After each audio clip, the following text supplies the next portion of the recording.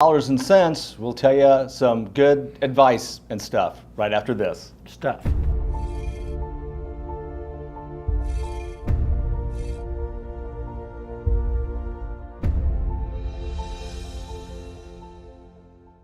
Putting the client first.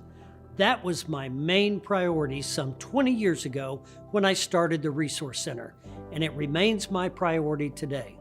That's why I wrote Finding the Courage to Retire, to help guide you confidently along a journey that should be the most rewarding of your life, from creating sustainable income and preservation strategies to understanding Social Security, Medicare, and much more. This book is the retirement roadmap you need.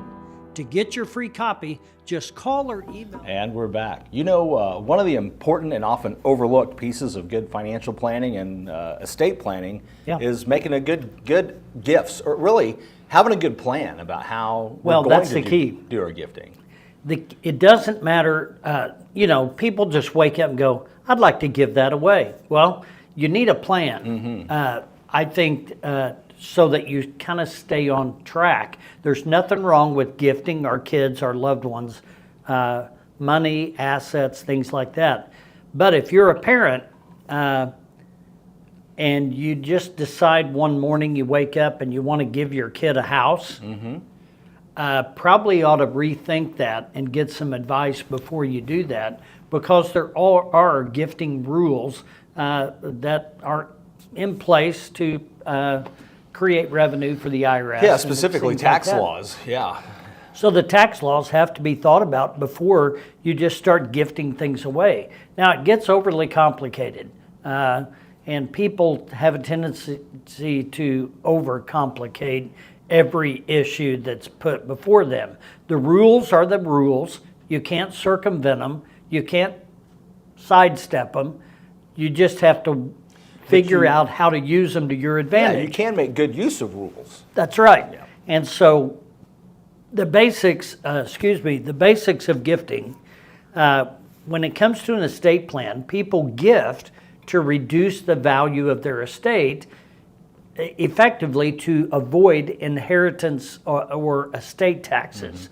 And so now the estate tax exemption, lifetime exemption, is $12,920,000. So if you're not above that, gifting is not a reason that you would need to try to avoid estate tax, because if your estate is underneath that, you have no death tax, you have no estate tax. Under current law.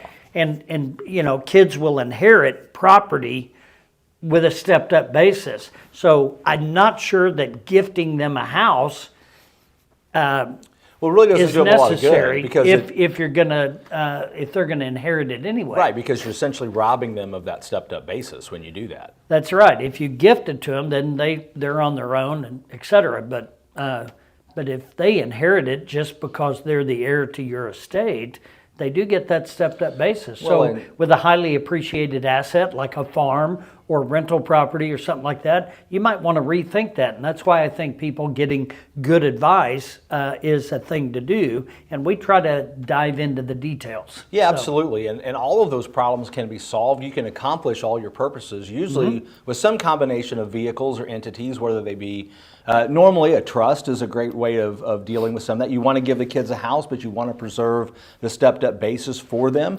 Well, we're going to drop it into a trust, give them right of occupancy, yet hold back that final piece of ownership until you pass away. Transfer doesn't have, they can still live in the house, they can still pay for the house, they can still pay the expenses, but they don't actually inherit the house until you pass away, which means they get a stepped up basis. Right. Yeah. So here's a good attorney question for you. So mom and dad, mom passes away, dad's still living, dad's getting older, and then eventually dad passes away and leaves only son 1,000 acres of land. Now, it's highly appreciated asset. Let's say it's worth $20 million, right? Right. So in that scenario, the lifetime gift tax exemption is $12,920,000. So they would have a state tax liability on just shy of $8 million. And then there's not really any way to avoid that.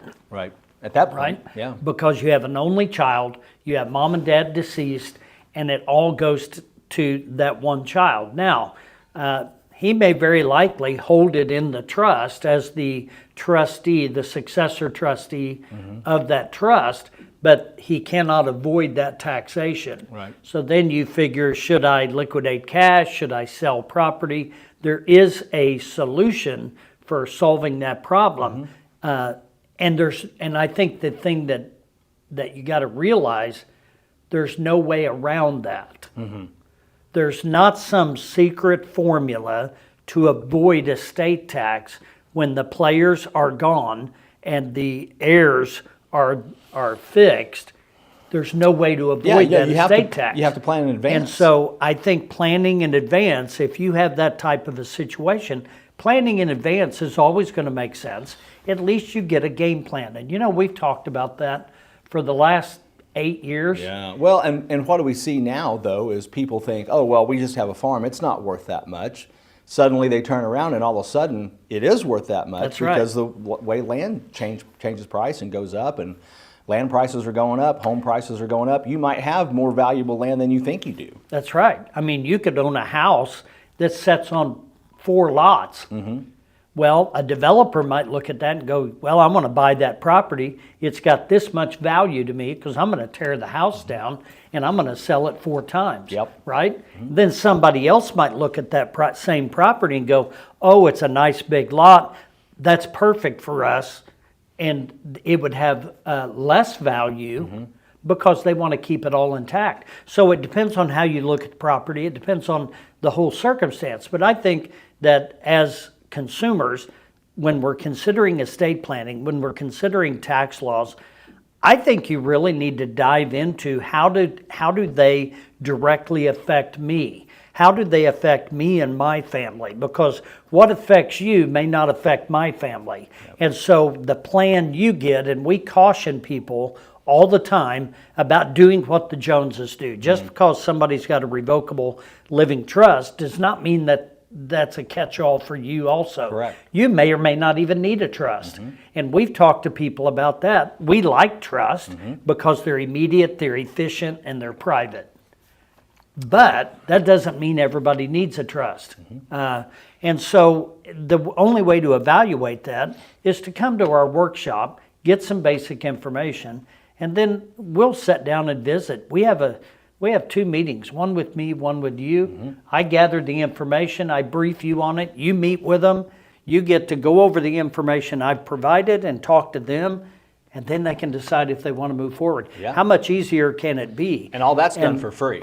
Yeah, that's right. Fact finding, the Well, design is all free. And honestly, we don't mind to do that because too many people are forced into buying a trust or buying a plan that they don't fully understand. That's exactly they don't right. even know how it's going to apply to them. And how many times have people come in and said, well, I bought this a few years ago. I haven't done anything since. I don't even know how it works. Well, that happens all the time. And how often have they paid twice for that plan as what we would have charged, or I would have charged? Oh, absolutely. Yeah. And so, it's about being a good community service. That's what we're all about. So I hope you'll take advantage of that. It's just like dollars and cents on K-ROG and Planet 417. We do that for community service. Right. If you got a business you want to promote, give us a call let here. us We know. got Peter now, can set you up, do your recordings, help you promote your own business. That's right. It's a great setup here in Rogersville. So Wildcat Country, take advantage of that. Yeah, and if you're watching live, stay tuned. In about 15 minutes, we're going to have a little show with Dr. Jerry Haynes promoting his book. Yes. Coming up live in about 15 minutes. So It's a good join us book. for that. I'm halfway through it. Call the Resource Center, 882-1800. Get on the books for Bruce, or come and see one of our workshops. Yep. And we'll be back next week with more dollars and cents. Investment advisory services offered only by duly registered individuals through AE Wealth Management, LLC. AE Wealth Management and the Resource Center, Inc. are not affiliated companies. Investing involves risk, including the potential loss of principal. Any references to protection, safety, or lifetime income generally refer to fixed insurance products, never securities or investments. Insurance guarantees are backed by the financial strength and claims-paying abilities of the issuing carrier. This podcast is intended for informational purposes only. It is not intended to be used as the sole basis for financial decisions, nor should it be construed as advice designed to meet a particular need of an individual situation. The Resource Center, Inc. is not permitted to offer, and no statement made during this podcast shall constitute tax or legal advice. Our firm is not affiliated with or endorsed by the U.S. government or any governmental agency.